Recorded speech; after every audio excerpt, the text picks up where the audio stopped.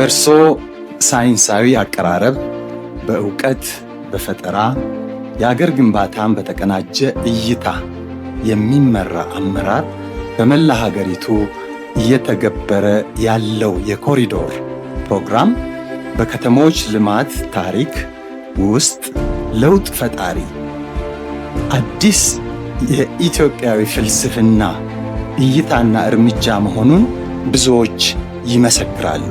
እነዚህ ስራዎች ቀድሞም ነበሩ ቢኖሩም የአሁኑ ፍጥነትን፣ ጥራትን፣ ተወዳዳሪነትን ያመጣው በእውነት በዚህ አጭር ጊዜ የእርሶ ቪዥን፣ የእርሶ አፈጻጸም፣ የእርሶ ማበረታታት ነውና እሱ ብቻ ሳይሆን የእግዚአብሔር ጣትም የሚሉት አለ፣ ዲቫይን ኢንተርቬንሽን።